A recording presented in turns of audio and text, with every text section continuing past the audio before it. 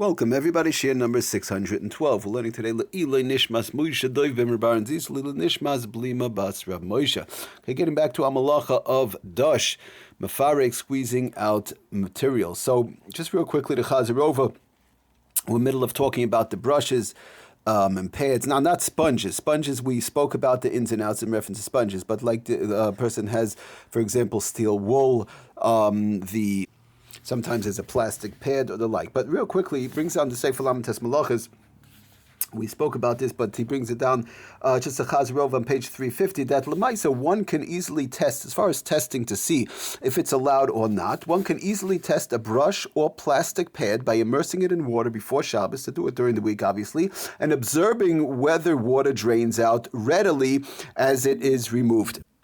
If the water drains out quickly, then using the brush or pad would be allowed. One need not be concerned about the residual droplets that cling naturally to the bristles and fibers, since this is not a sign of absorption, but it's merely a characteristic of what occurs in a wet glass. Like we said, somebody has a cup, somebody has a glass, or any wet, non-absorbent surface. Somebody has a plastic cup or a glass, which, of course, as we know, does not absorb. So, but the wetness on this non-absorbent surface is usually you have drops, you have little droplets. So this is due to the surface tension or the like. So this is not an absorption thing. This has to do just simply getting wet, plastic, glass, or the like, these various different type of things. So that's the way to do the test.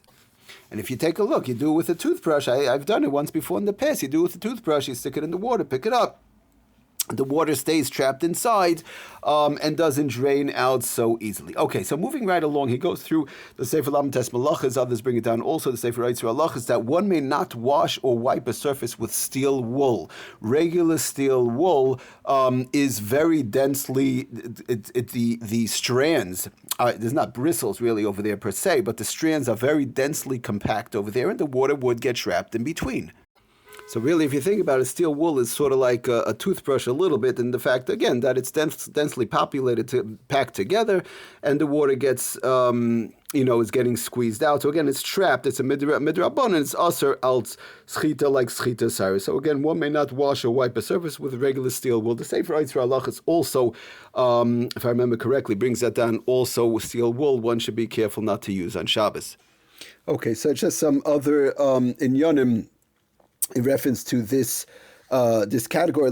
He brings on the Lamaisa brings on the Sefer the Shabbos Kitchen, the new edition on page 290. However, one may use a synthetic pad. Sometimes you have a synthetic pad. We spoke about this also, whose fibers are widely spaced. Again, you have to be able to see if the fibers are widely spaced and cannot trap water. If it's like a sponge type thing where it does trap water, obviously that cannot be used. So it has to be, again, a synthetic pad, and it can be a natural fiber, because natural fiber, of course, the water gets absorbed. So that's, of course, regular schita when it gets squeezed out. But if it's a synthetic pad whose fibers are widely spaced, it cannot trap the water, so that would also be okay. That's a little bit tricky to see that, but Lamaisi brings down what we've been talking about, the use of a nylon brush. The use of a nylon brush, or it's like a bottle brush type of a thing. We've been talking about the bottle brushes would also be allowed because, like we said, the regular nylon bottle brushes, the fibers are, the bristles are far apart and they don't trap the water. Again, it has to be nylon, can't be any natural material. He also brings down interesting, a rubber scraper. A rubber scraper may also be used, let's say, in a case where one has to wash dishes and they are allowed to wash dishes. Obviously, certain times one is allowed to wash dishes, sometimes not, if they need it for Shabbos and the like.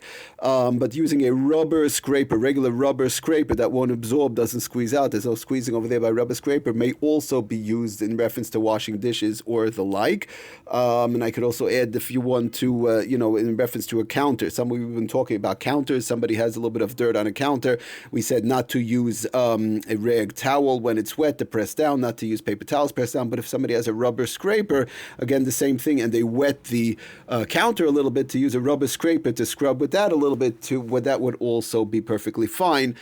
just to like if you break up the stain or so on. Again, if it's like regular grease or the like, one might have to be careful sometimes for toichen if it's something dry and it wasn't ground up from before. It's a food that wasn't ground up from before, and now you get and it grew from the ground. Let's say like a vegetable, and then somebody's going to go and scrape that and break that up. That could be a problem of toichen grinding. But regular food, regular chicken, grease, or the like, and they put a little bit of water on the counter, they take a rubber scraper. One could, break it up with that, a little bit mechanical action with that, and then take a regular pre-cut paper towel and just wipe up the wetness, wiping up the grease.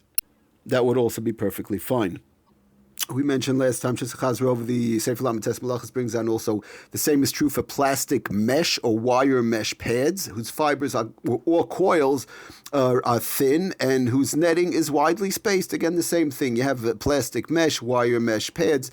I'm not so familiar with these various type of items, but if that's the case, the fibers and the coils or whatever it is are thin and the netting is widely spaced, thereby no water is getting trapped, so that would also be fine to use on Shabbos.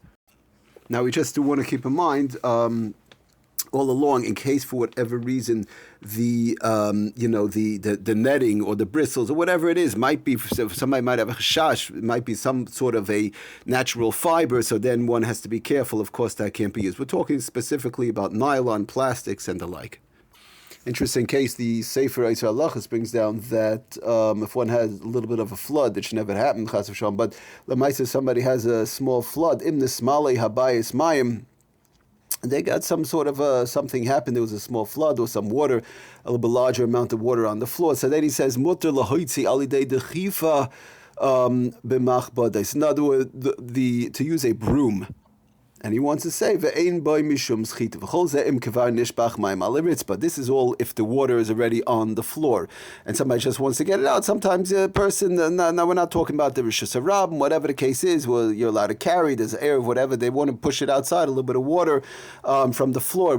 First of all, the person, you have to make sure that the floor is regular, like a kitchen floor, like tiles or the like. If it's a dirt floor, that you can't do. That's already a problem of chayresh and other inyanim.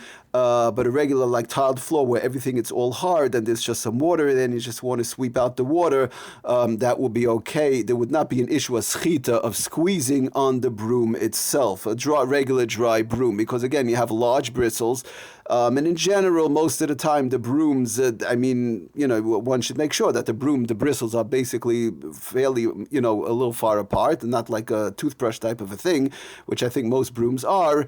And of course, usually the bristles come, they're either plastic or nylon, so there's no squeezing as far as that goes. So he does say if one does have water on a hard, I'm stressing the word hard floor, not a dirt floor, that cannot be done, but a regular hard floor, tiles or the like, sometimes in the bathroom, they take a broom and just, lightly, they want to just push out the water, that would also be okay. There would not be any schita, no squeezing on the broom. But one does have to be careful. There is a problem of, he brings down weiter, avalishpoich mayim behedya ala ritzpa. Kedele nachoisei achakach b'machbades is also that to go ahead and start sprinkling water onto the floor, to use the broom, it's problems of washing floors and certain, if there's large amounts. We're not going to get into all that right now, but that should not be done. It's only a question of somebody already has the water. They just want to push out the water from the room, from the bathroom, or whatever that's spilled on the floor. So to use a broom, that will be fine. But to pour specifically stop pouring water all over the floor or parts of the floor in order to start cleaning it, that cannot be done. We'll get more into that in the halachas of chayresh. Also, one more quick thing. We spoke a little bit about the mop last time. He brings on also muta ligrar hamayim alidei mop. Afilu alidei mop. If somebody they have a mop called, of course, a dry. We've spoken about this, that a dry mop, and preferably to use something else. But if that's all they have, kol she'einei mayim merubim sheyav alidei schita. As long as it's a very small amount of water and the mop is not, they're not going to come to squeezing out the mop by just removing the water. If it's a small little amount of water and they just want to not to start mopping up the floor, but just to push it out lightly. Being extremely, extremely careful not to start squeezing out the mop. He does bring that down also. Muta ligrar hamayim afilu alidei mop. Says the Sefer Halachos, kol she'einei mayim merubim shem sheyav alidei schita. As long as it's not a lot of water, a small little amount of water. But I would just venture to say, in this case, you're better off using lemaisa, to use the broom per se, because there's much of a smaller chance, and the chashash of schita over there with the broom is definitely much less than using a regular mop. Okay, everybody, thank you for listening. Atzlach and bracha, kol tov.